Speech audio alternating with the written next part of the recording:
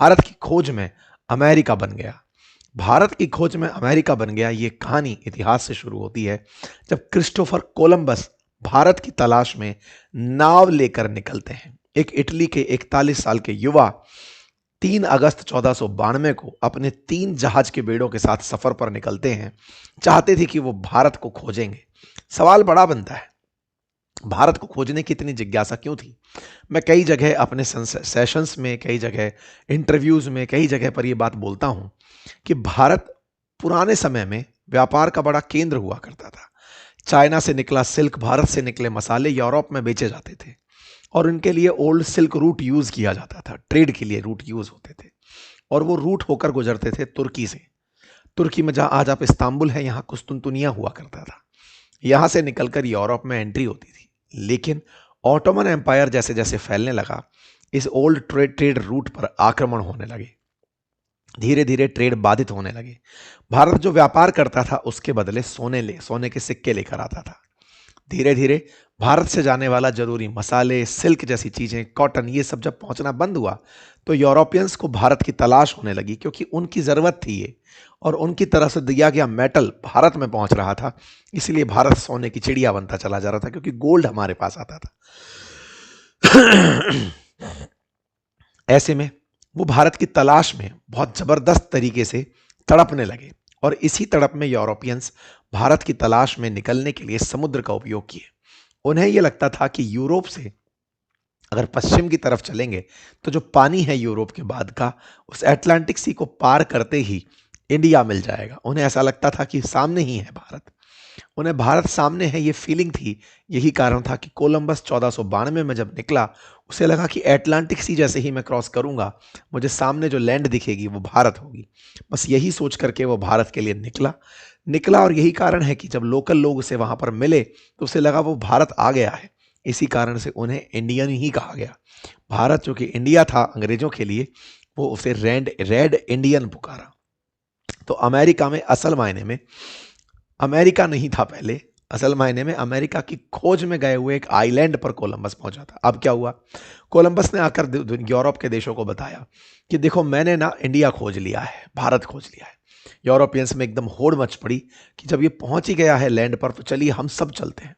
इस बीच में वो सब अपनी अपनी नावें ले लेकर के यूरोप से निकल करके अमेरिका की तरफ निकल पड़े। कोलंबस के द्वारा खोजा गया यह देश अमेरिका आगे चलकर स्पेन, ब्रिटेन, फ्रांस, इन सब के लिए एक कॉलोनी बन गया। ये सब वहां जा जा करके अटैक करने लगे। धीरे धीरे रियलाइज तो हुआ, इधर भारत की खोज के लिए निकले हुए थे और सारे वास्को डिगामा जैसे लोग, वो अपने रास्ते खोज रहे थे, लेकिन इधर ये लोग एक नया ही आइलैंड खोज लिए थे। वहां पर जो लोग लोकल रहते थे, जो यहाँ के निवासी थे, आदिवासी थे, उन्हें यहाँ से भगाया जाना शुरू हुआ। बड़ी मात्रा में स्पेन, ब्रिटेन, फ्रांस से लोग यहाँ पर पहुंचने लगे, अपनी कॉलोनी बसाने लगे। 16वीं सदी की शुरुआत में ब्रिटेन भी अमेरिका पहुंच गया था और धीरे धीरे देखते देखते वहां पर अपनी 13 कॉलोनियां बना लिया। साल 1700 तक आते आते यहां पर इन तीनों ताकतों ने अमेरिका को अपने अपने अलग अलग हिस्सों में बांट लिया। अगर मैं आपको मैप में दिखाऊं, जिस अमेरिका को आज आप 50 राज्यों के नाम से जानते हैं, असल में ये पहले 50 राज्य नहीं हुआ करते थे, 13 राज्य थे। इनमें भी सबसे जो पूर्वी किनारा था, जिसे आप इस कलर में देख रहे हैं, ये यूके के द्वारा बसाया गया था। ये जो हल्का हल्का ब्लूइश कलर आप देख रहे हैं, आसमानी कलर देख रहे हैं, ये एरिया फ्रांस के द्वारा बसाया गया था। कनाडा का बड़ा हिस्सा फ्रांस के अधीन था। गल्फ ऑफ मैक्सिको तक फ्रांस चल रहा था और जो बाकी तलहटी के इलाके थे उनको स्पेन ने अपने कब्जे में किया हुआ था। कुछ इस प्रकार से यहां पर सत्ता का विकेंद्रीकरण हो रखा था, देश बटे हुए थे और इस तरीके से अमेरिका का एक बहुत बड़ा हिस्सा ऐसा था जो कि किसी के अधीन नहीं था। कई बार जब मैं आपसे कहता हूं कि अमेरिका प्रवासियों को लेकर इतना सख्त हो रहा है, असल मायने में यहां पर कोई भी ओरिजिनल है ही नहीं। चाहे ट्रंप हो, चाहे जेडी वेंस हो, चाहे बाइडेन हो, ये सब कहीं ना कभी यूरोप से आकर यहां बसे हैं। कोई बहुत पहले आ गया, यानी कि ये समझिए कोलंबस के बाद आए हुए सारे लोग। आज जब ये बोलते हैं कि दूसरे देश के लोगों को हम नहीं आने देंगे, तो इनसे पूछा जाने वाला सबसे बड़ा सवाल यही है कि सर आप भी कभी आए थे, किसी ने आपको भी आने दिया था और यहां पर रहने दिया था? बट खैर कोई नहीं। फिलहाल के लिए अमेरिकियों ने अपने लिए कॉलोनियां बनाई और यहां पर आकर के ये लोग रहना शुरू किए। ब्रिटेन इनमें सबसे ताकतवर देश निकला। आपको मालूम होगा ब्रिटेन की सत्ता धीरे धीरे तेजी से बढ़ती जा रही थी। फ्रांस वाले अपने सरकारी नियमों से चलते थे, इसलिए पिछड़ रहे थे। ब्रिटेन और फ्रांस यहां पर झगड़ना शुरू हुए। ब्रिटेन अपनी सत्ता को बढ़ाने लगा। धीरे धीरे वो सत्ता को बढ़ाते बढ़ाते फ्रांस से बहुत सारा हिस्सा कब्जाने निकल पड़ा। लेकिन इससे त्रस्त आकर अमेरिकियों ने ब्रिटेन के खिलाफ ही आवाज उठा ली। 1783 में इसी के चलते ब्रिटेन से अमेरिका आजाद हुआ। मैं आपको बता दूं, आजादी से पहले इन्होंने अपना एक घोषणा पत्र बनाया था, जिसे संयुक्त राज्य अमेरिका के तौर पर अमेरिका को पहचाना जाएगा, ये पहचान दी थी। 1783 में अमेरिका आजाद होता है और 1787 में अमेरिका का संविधान बनता है और 1789 में लागू हो जाता है। अमेरिका को इसी साल अपना पहला राष्ट्रपति जॉर्ज वाशिंगटन के रूप में प्राप्त होता है। मतलब समझिएगा, अमेरिका था पहले ब्रिटिश कॉलोनी। यहां पर फ्रांसीसी थे, उनसे झगड़कर बड़ा हिस्सा ब्रिटिशर्स ने लिया था। लेकिन लड़ाइयां अभी खत्म नहीं हो रही थी, आजादी आ चुकी थी, लेकिन अब विस्तार चल रहा था। मूल में इन लोगों के ब्रिटिशर्स ही थे, यह आपको पहचानना होगा। ब्रिटिशर्स, स्पेनिश लोग और फ्रांसीसी, और यही लोग यहां पर आकर के बसे थे। धीरे धीरे सीमाओं का विस्तार होना शुरू हुआ। अब अपनी एक पहचान लेकर ये लोग शुरू हुए, और वो पहचान थी अमेरिका की पहचान। 1803 में अमेरिका ने $1.5 करोड़ में फ्रांस से लुइसियाना खरीद लिया। ये जो बीच वाला हिस्सा आप देख रहे हैं, इससे पहले तक ब्रिटेन का हिस्सा था, ऊपर की तरफ फ्रांस था, इससे ये वाला हिस्सा खरीद लिया गया। अमेरिका का क्षेत्रफल यहां से खरीदने के बाद 1.5 गुना तक बढ़ गया। अमेरिका कौन था? ब्रिटिशर्स थे। ये लोग क्या किए, जो पूरे दुनिया भर में करते आ रहे थे, युद्ध किए। किससे युद्ध किए? मैक्सिको से युद्ध कर लिए। 1848 में अमेरिका ने मैक्सिको को भी हरा दिया। मैक्सिको को भी इन्होंने हरा दिया। ब्रिटिशर्स ने मैक्सिको को जीत लिया और इससे कैलिफोर्निया और टेक्सास छीन लिए। मतलब एक तरीके से समझिए कि जो 13 राज्यों में बसा हुआ अमेरिका था, ये लुइसियाना को $1.5 करोड़ में खरीदता है, मैक्सिको को जीत लेता है और धीरे धीरे और ताकतवर होता चला जाता है। इतना ताकतवर कि अब पड़ोसी राज्यों को मिलने के लिए कहा जाने लगा, या तो ताकत से मिल जाओ, साम दाम दंड भेद से हम में मिल जाओ, अदरवाइज हम तुम्हारे साथ कुछ भी कर सकते हैं। ऐसा इनकी ताकत को बढ़ता देखकर अमेरिका से कई राज्य खुद से जुड़ना पसंद किए। इन्हीं में था इलिनॉइस, ओहायो, फ्लोरिडा, ये सब खुद से मिलने लगे, और जो नहीं मिले वहां सेना भेज दी गई। जैसे कैलिफोर्निया, वहां पर बड़ा नरसंहार हुआ। अमेरिकी सरकार के इशारों पर हजारों लोगों को मारा गया, और इतने में अमेरिका जो है वो पूरी तरह व्यापक हो गया। कुल मिलाकर के इसकी व्यापकता को आखिरी जो पहचान मिलती है, इसमें 50 राज्य इसके बन जाते हैं, वो था 1867, जब इसने रूस से 72 लाख रुपए में अलास्का को खरीद लिया था। अलास्का जो इनके मंत्री जिनकी वजह से खरीदा गया था, उनका नाम सीवर्ड था। शुरुआत में इसकी मजाक बनी कि अरे इतना महंगा कोई राज्य क्यों खरीद रहा है इतना बर्फ की जगह पर। मैंने पहले भी कई बार आपको कहा है, उसे सीवर्ड फॉली के नाम से जाना जाता था, लेकिन बाद में पता चला कि वो भी उनका एक अच्छा डिसीजन था। खैर, जो भी है, इसी बीच में इन्होंने स्पेन से फिलीपींस खरीद लिया, लेकिन 1946 में इन्हें फिलीपींस को आजाद करना पड़ा। कुल मिलाकर के 13 राज्यों वाला अमेरिका 50 राज्यों तक पहुंच गया। धीरे धीरे इसने समुद्र के और छोटे छोटे आइलैंड्स जो पैसिफिक ओशियन में थे, उनको खरीदना शुरू किया।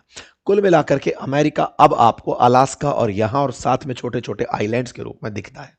इन्हीं में आइलैंड्स में से पाल्मेरा, हवाई, मिडवे, वेक, गुआम, जॉन्सटन, समोआ, इन आइलैंड्स पर ये कब्जा करते चले गए। मतलब पहले इन्होंने पूरा लैंड आर पार कवर किया, और उसके बाद में फिर ये लोग यहां तक पहुंचे। प्यूर्टो रिको, ये सब, पनामा, ये सारी जगह पर अमेरिकियों का कब्जा होने लगा। आज जिस अमेरिका को आप देखते हैं, असल मायने में ये कभी निकले हुए यूरोपियंस ही हैं, जिन्होंने अमेरिका में पहले पहचान बनाई और खुद के विस्तार से अपने आप को एक नई पहचान दी, और वो आज इतने विस्तार के साथ एग्जिस्ट कर रहे हैं। यही इनका विस्तारवाद आज भी आपको दिखाई पड़ता है। जब अमेरिकियों को आप सुनते हैं कि हम कनाडा को ले लेंगे, हम वेनेजुएला को ले लेंगे, हम ग्रीनलैंड को ले लेंगे, तो इनकी फितरत में, इनकी साइकोलॉजी में इस प्रकार का एक्सपेंशन है। इनकी साइकोलॉजी के अंदर ही, हिस्ट्री में ही इनके अंदर विस्तार है। लेकिन अब बड़ा सवाल ये बनता है कि सर इस बीच में ब्रिटेन और फ्रांस का क्या हुआ? वो क्या कर रहे थे? उनके पास और ज़्यादा ताकत हो गई थी। वो वही हरकत कर रहे थे जो आज अमेरिका कर रहा है। क्या कर रहे थे? युद्ध कर रहे थे। जहां भी दुनिया में कोई संघर्ष होता दिखे, कूद पड़ते थे। ऐसे ही प्रथम विश्व युद्ध हुआ। ऑस्ट्रिया और हंगरी झगड़ लिए। 3 साल तक प्रथम विश्व युद्ध चला। चौथे साल में अमेरिका की एंट्री होती है। यूरोप लड़ रहा था, ताकतवर लोग लड़ रहे थे। अमेरिका यहां पर पंच बनकर एंट्री करता है, हथियार देता है, अपने पास से कमाई हुई ताकत देता है और इस युद्ध के अंदर निर्णायक हो जाता है। इतना निर्णायक कि प्रथम विश्व युद्ध के अंदर जब विश्व युद्ध जर्मनी हारता है, अमेरिका एक बड़ी ताकत बनकर निकलता है। अमेरिकी कंपनियां चल पड़ती हैं, यूरोपीय कंपनियां ठप्प होने लगती हैं। इतना तेज अमेरिकी कंपनियां चलने लगती हैं कि 44 महीने तक, मतलब ऑलमोस्ट 4 साल तक अमेरिका का शेयर बाजार हाई टच करता है। मतलब कि उस पर कभी मंदी आती नहीं है, वो अपने लेवल को बढ़ाता चला जाता है। अमेरिकी बाजार बहुत तेजी से इंक्रीज होने लगता है। यानी प्रथम विश्व युद्ध के बाद जो सुपर पावर बनकर के निकला वो अमेरिकी शेयर बाजार था, जो कि 44 महीने तक हाइट छूता रहा। आपको मालूम होगा यह युद्ध के मात्र 20 साल के बाद ही द्वितीय विश्व युद्ध हो गया था। अमेरिका की ताकत प्रथम विश्व युद्ध के अंदर बाहर निकल कर आई। द्वितीय विश्व युद्ध जैसे ही हुआ, उस समय तक इस 20 साल में दुनिया के अंदर होड़ मच चुकी थी हथियार बनाने की, अपने आप को बड़ा सिद्ध करने की। इसीलिए दुनिया भर के तमाम टैलेंट्स इस बीच में जो हो चुका था वो सभी को याद होना चाहिए। प्रथम विश्व युद्ध के अंदर जर्मनी में बहुत से यहूदियों पर, जर्मनी के अंदर इस तरह का व्यवहार हुआ कि जर्मनी हारा यहूदियों की वजह से है, तो जर्मन में हिटलर पनपा और उस हिटलर ने यहूदियों के खिलाफ मोर्चा छे खोल दिया। और इसी मोर्चे में बहुत से यहूदी भागकर ब्रिटेन जाने, बहुत से यहूदी भागकर और देशों में जाकर अपनी जान बचाने लगे। इन्हीं में से थे आइंस्टाइन। आइंस्टाइन जैसे वैज्ञानिक यहीं से निकल करके अमेरिका गए थे, जो कि एक यहूदी थे। कुल मिलाकर के बड़ी संख्या में टैलेंट अमेरिका में प्रथम विश्व युद्ध के बाद शिफ्ट होना शुरू हुआ और वो वहां जाकर अमेरिका को और ग्रेट बनाने लगा, क्योंकि अमेरिका ने प्रथम विश्व युद्ध में निर्णायक भूमिका निभाई थी। तो बोले द्वितीय में भी ये हमारी इज्जत बचाएगा। अमेरिका में भर भर के ये लोग पहुंचने लगे। अमेरिका इसी बीच में न्यूक्लियर बॉम्ब बना लेता है। Nuclear bomb second world war जो 1939 से शुरू होकर के 1945 तक चला, उसमें निर्णायक साबित होता है जब जापान पर हिरोशिमा नागासाकी में अमेरिका न्यूक्लियर बॉम्ब गिरा देता है। कुल मिलाकर सेकेंड वर्ल्ड वॉर में यह तय हो जाता है कि अब साइंस एंड टेक्नोलॉजी में भी अमेरिका सुपर पावर है, क्योंकि वो न्यूक्लियर बॉम्ब बना चुका है। द्वितीय विश्व युद्ध के अंदर अमेरिका के साथ, ये हम कई बार बता चुके हैं, सोवियत, रूस, फ्रांस, ब्रिटेन सब एक ही तरफ से युद्ध लड़ रहे थे। लेकिन यहां पर सोवियत रूस और अमेरिका के बीच आइडियोलॉजिकल डिफरेंसेस थे। सोवियत रूस पसंद करता था साम्यवादी नीतियां और अमेरिका पसंद करता था पूंजीवादी नीतियां। पूंजीवादी का मतलब पैसे वाला और पैसे वाला बने, जिसके पास टैलेंट है वो टैलेंट का बढ़िया यूज करे, उद्योगपति ही सर्वश्रेष्ठ होते हैं, ये थॉट। और साम्यवादी में था कि सर्वहारा वर्ग का शासन, गरीब जनता के हाथ में सत्ता का केंद्र हो, कोई बड़ा उद्योगपति ना हो, आम जनता अपने हाथ में कंट्रोल रखे। एक्सट्रीम दोनों ही थॉट्स खराब हैं, इसी के चलते आज दोनों ही थॉट सर्वाइव नहीं करती हैं। मध्यम मार्ग आज दुनिया के बीच में अपनाया जाता है, जिसे आप मिश्रित रूप से जानते हैं। खैर, लेकिन सोवियत रूस भी अपने आप को लेनिन के टाइम पर यह धीरे धीरे दिखा रहा था कि हाँ, हम अपने आप को सही सिद्ध कर सकते हैं। खैर, अमेरिका ने रूस के साथ इस बात पर लंबा संघर्ष करने की ठान ली थी, क्योंकि द्वितीय विश्व युद्ध में विचारधाराओं की लड़ाई में विजेता में बड़ा कौन, सोवियत रूस या अमेरिका, ये ठन जाती है। शुरू होता है कोल्ड वॉर, और कोल्ड वॉर में अमेरिका सोवियत रूस को नीचा दिखाना शुरू करता है। इतना हद तक नीचा दिखाना शुरू करता है कि दुनिया में जहां भी आइडियोलॉजिकल डिफरेंसेस हो वहां सत्ताओं को गिरा देना, जहां पर राजशाही है वहां पर लोकतंत्र नामक वेपन फेंक देना, और जहां पर लोकतंत्र है वहां पर तानाशाही को स्थापित करवा देना। अमेरिका मल्टीपल टाइम यही करता है। जैसे आपने हाल ही में देखा, पाकिस्तान के अंदर बढ़िया इमरान खान सरकार चला रहे थे, पलटा के आसिम मुनीर को टिका दिया। आसिम मुनीर के सामने शहबाज शरीफ केवल एक भोंपू बने बैठे हुए हैं। इसी प्रकार से शेख हसीना बढ़िया सरकार चला रही थी, सरकार गिराई, 1.5 साल से अस्थिरता बांग्लादेश के अंदर मोहम्मद यूनुस के रूप में टिका दी। कोई पहचान नहीं, कोई देश की तरक्की नहीं, लेकिन अपने हित, जहां अपने हित नहीं वहां सत्ता गिराना उसने अपना रुख बना लिया। ये सेकेंड वर्ल्ड वॉर के बाद से लेकर सोवियत रूस के दौर में खूब चला। अमेरिका ने अपने आप को सर्वश्रेष्ठ, अपनी पॉलिसीज को सर्वश्रेष्ठ सिद्ध करने के लिए ये सारे खेल किए। लेकिन इस बीच में अमेरिका ने एक बड़ा खेल खेला। बड़ा खेल था कि अब तक जो व्यापार होता था वो गोल्ड में होता था। गोल्ड को दुनिया के प्रीशियस धातु के रूप में, मुद्रा विनिमय के रूप में यूज किया जाता था। लेकिन अब क्या हुआ, वैश्विक संकट जब पैदा हुआ सेकेंड वर्ल्ड वॉर के बाद, कि पैसा कहां से आएगा, क्योंकि ये बर्बाद हो चुके थे। ये नवाब साहब जितने भी थे, ब्रिटेन और फ्रांस, जिन्होंने दुनिया पर राज किया था, अब बस नवाबी बची थी, इनकी जेब खाली हो चुकी थी। ऐसे में इन्हें धन की जरूरत थी। अमेरिका अपनी कंपनियों की मदद से और दुनिया भर के निवेश की मदद से लगातार ऊपर उठता चला जा रहा था। इसने कहा कि मैं दुनिया के देशों को पुनर्निर्मित तो कर दूंगा, लेकिन मेरी कंडीशन है। कंडीशन क्या है कि मैं अपनी बैंक बनाऊंगा जो लोन देंगी और आपको वो लोन चुकाना होगा, और दूसरा, आपको जितने भी एक देश से दूसरे देश के साथ व्यापार करने होंगे वो मेरी करेंसी यानी डॉलर में करने होंगे, और डॉलर जो है वो गोल्ड के बराबर होगा, ये मैं सुनिश्चित करता हूं क्योंकि मेरे पास दुनिया का सबसे ज्यादा गोल्ड है। ठीक है साहब, ऐसा करके ब्रेटन वुड के अंदर, न्यू हैम्पशायर के अंदर एक बैठक बुलाई जाती है। 1944 में बैठक होती है, 44 देश इसमें आते हैं। ब्रेटन वुड समझौता होता है, समझौते में तय होता है कि डॉलर को ग्लोबल करेंसी के रूप में मान्यता दी जाएगी और दुनिया की दो बैंक, वर्ल्ड बैंक और आईएमएफ, लोन देंगी।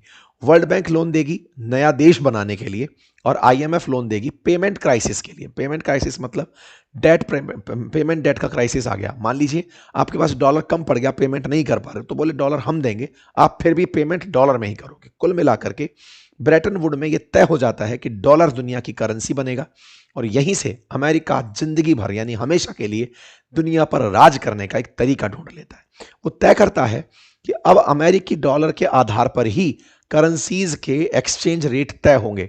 जैसे आज आप सुनते हैं $1 के बराबर 90 रुपया, तो ये जो तय है ये ब्रेटन वुड सम्मेलन से दुनिया ने माना है। 44 साल पहले ये तय हो गया था।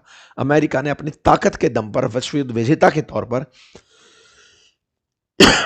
सबसे ये मनवा लिया था कि अमेरिका के पास चूंकि सबसे ज्यादा धन है तो डॉलर का भी वही हकदार है और लोगों को वही मानना पड़ेगा।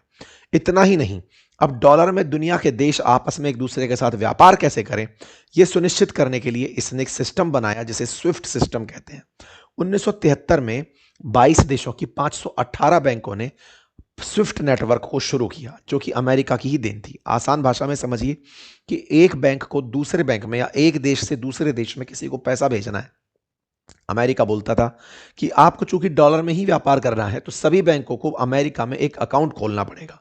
यानी दुनिया भर के जितने भी देश हैं उन सब का अपना एक बैंक, 200 देशों के बैंक इस समय अमेरिका में है। वहां पर होता क्या है, आपको अंतरराष्ट्रीय व्यापार डॉलर में करना है। जैसे आप कई बार सोचते हैं ना, भारत ने इतना माल खरीदा, इतने डॉलर में खरीदा, ये डॉलर आता जाता कैसे है? तो इसका तरीका यह है कि अमेरिका ने दुनिया भर के बैंकों को अमेरिका में खुलवाया और कहा कि आपको अगर मान लीजिए इंडिया के बैंक को दुबई से पैसा लेना है, दुबई को माल बेचना है, दुबई से तेल खरीदना है, जो भी करना है, तो जो पेमेंट होंगे वो डॉलर में होंगे और डॉलर के लिए अमेरिका ने अपने आप बैंक बना रखी है। आपकी बैंक से कह रखा है कि आप वहां पर डॉलर दिलवाइए, अपना रुपया दीजिए, डॉलर में कन्वर्ट करिए, डॉलर से दूसरे देश के बैंक में पेमेंट करिए, दूसरा देश की बैंक पेमेंट डॉलर से अपनी करेंसी में कर लेगी। यानी कि दोनों प्रकार से, मतलब कुल मिलाकर के ऐसा समझिए कि अगर आपको अपने देश से कोई भी पेमेंट करना है तो दूसरे देश की बैंक में जाएगा डॉलर के रूप में, डॉलर से दूसरे देश की बैंक में ट्रांसफर होगा। मतलब आपका ही पेमेंट है, अपना रुपया पहले डॉलर में कन्वर्ट होगा, डॉलर में कन्वर्ट होकर दूसरे देश को भी डॉलर में पेमेंट होगा, फिर डॉलर से वो उस देश की करेंसी में कन्वर्ट होगा। इस प्रकार का कन्वर्जन सिस्टम स्विफ्ट नेटवर्क के माध्यम से ये लेकर आया। आज दुनिया के 200 देशों की 11,000 बैंक इस नेटवर्क से जुड़ी हैं। अब आप सोचकर देखिए कि ना केवल डॉलर में पेमेंट करना है बल्कि डॉलर में पेमेंट के लिए बैंकें भी, जैसे आज आप और मैं पेमेंट कैसे करते हैं, अगर आप किसी बैंक में, या मान लीजिए मुझे पैसा यूपीआई कर रहे हैं, मेरे पास अकाउंट एसबीआई में है, आपका पीएनबी में है या एचडीएफसी में है, किसी भी बैंक में, तो आपने जैसे ही पैसा ट्रांसफर किया तो बैंक से बैंक बात कर रही है, रुपए से रुपया बात कर रहा है। ऐसे ही इसने विश्व रूप में यह लागू कर दिया कि इस बैंक से डॉलर उस बैंक के डॉलर में जाएगा, उस बैंक के में डॉलर बनकर जाएगा और वहां से उसकी लोकल करेंसी में होगा, यानी कि डॉलर ही आपको एक्सचेंज में दिखाई देगा। अमेरिका ने डॉलर की प्रभुत्व को स्थापित करने का एक और काम किया और वो काम था, दुनिया में अगर कोई देश तेल बेचना चाहता है या तेल खरीदना चाहता है तो भी पेमेंट डॉलर में ही करेगा। इस व्यवस्था को पेट्रो डॉलर व्यवस्था कहा गया। मान लीजिए कि अगर सऊदी अरब को या फिर वेनेजुएला को या ईरान को, इराक को, जिस भी देश को तेल बेचना है वो डॉलर में ही तेल का पेमेंट ले सकता है और किसी रूप में नहीं। अगर आप ऐसा नहीं करोगे, मतलब ये पेट्रो डॉलर व्यवस्था कहलाई कि आपको क्रूड ऑयल का एक्सपोर्ट करना है तो आपको डॉलर ही लेना पड़ेगा। और सोचकर देखिए कि डॉलर के महत्व को स्थापित करते हुए अमेरिका पिछले 50 साल से यही काम करता आ रहा है। मतलब डॉलर जब ट्रेड के लिए जरूरी हो जाएगा तो हर देश डॉलर खरीदने के पीछे भागेगा। आप में से बहुत सारे लोग पूछते हैं ना कि डॉलर इतना महंगा हो गया है, हमारे देश के साथ ऐसा हो क्यों रहा है? हमने तो कहीं नोटिस ही नहीं किया है, क्योंकि अंतरराष्ट्रीय स्तर पर आप व्यापार में डॉलर ही यूज करते हैं। जो फिलहाल वेनेजुएला क्राइसिस आया, इस पर एक मत यह भी निकल कर आया कि वेनेजुएला ने हाल ही में डॉलर यूज करने से इनकार कर दिया था, लोकल करेंसीज में पेमेंट लेने लगा था, चीनी युआन में पेमेंट लेने लगा था। जो देश लोकल करेंसीज में पेमेंट लेने लगते हैं उन पर अमेरिका हमला कर देता है। ये भी एक थ्योरी डेवलप होकर आती है, जहां एक और ये थ्योरी कि अमेरिका तेल वाले देशों पर हमला करता है, वहां दूसरी तरफ ये थ्योरी भी कि अगर कोई देश डॉलर छोड़कर कोई और व्यवस्था अपनाता है तो अमेरिका उस पर हमला कर देता है। कुल मिलाकर अमेरिका का ये प्रभुत्ववाद जो है, ये साम दाम दंड भेद के पैंतरे से चलता रहा। यूएसएसआर का 15 देशों में विघटन हुआ और अमेरिका ने दुनिया भर पर अपनी नजरें गड़ाई रखी। अब एक तरफ तो था ये थी, दूसरी तरफ एक कहानी और थी। चूंकि दुनिया का बेस्ट ब्रेन अमेरिका शिफ्ट हो रहा था। आपको मैंने बताया कि शुरुआत में यूरोपियंस गए थे अमेरिका, बाद में फर्स्ट वर्ल्ड वॉर के बाद बड़े मात्रा में साइंटिस्ट निकल के यूरोप से पहुंचे थे अमेरिका। सेकेंड वर्ल्ड वॉर के बाद इतना पैसा इनके पास हो गया कि जितने भी ब्रिटेन फ्रांस से जितने भी अमीर लोग थे जो गरीबी में नहीं रहना चाहते थे, ये अमेरिका शिफ्ट हो गए। दुनिया का बेस्ट टैलेंट अमेरिका जाना शिफ्ट हुआ और अमेरिका ने उन्हें भरपूर जगह दी। आज जब आप इस पूरे फिल्म को देखते हैं, दुनिया के बहुत सारे सक्सेसफुल उद्योगपतियों को देखते हैं, तो उनमें आप अमेरिकियों को पाते हैं। आज हर 10 में से 7 बड़े कारोबारी अमेरिकी नागरिक हैं। जर्मनी से निकले हुए आइंस्टाइन हो या दक्षिण अफ्रीका से निकले हुए एलॉन मस्क, ये सब विदेशों से जाकर अमेरिका बसे और अमेरिका को टेक्नोलॉजी हब बना दिया, अमेरिका को बड़ा देश बना दिया। ये स्टैटिक्स फिर से आपको याद दिलाने का है कि मेरे प्यारे साथियों, मेरे इस YouTube चैनल पर 44% लिसनर्स ने सब्सक्राइब नहीं किया हुआ है, जो कि फ्रैक्शन ऑफ सेकंड का कार्य है। सब्सक्राइब का ऑप्शन है, उसे क्लिक कर दीजिए, चैनल को सब्सक्राइब कर लीजिए, सो दैट हमें आपकी वजह से आपका समर्थन मिले। इसका कोई चार्ज नहीं लगता है। संभवतः आप इस काम को करके इस सेशन को भी अपनी तरफ से इज्जत बख्शेंगे। बाकी जिन्होंने सब्सक्राइब किया हुआ है वो वीडियो को लाइक तो कर ही दीजिए।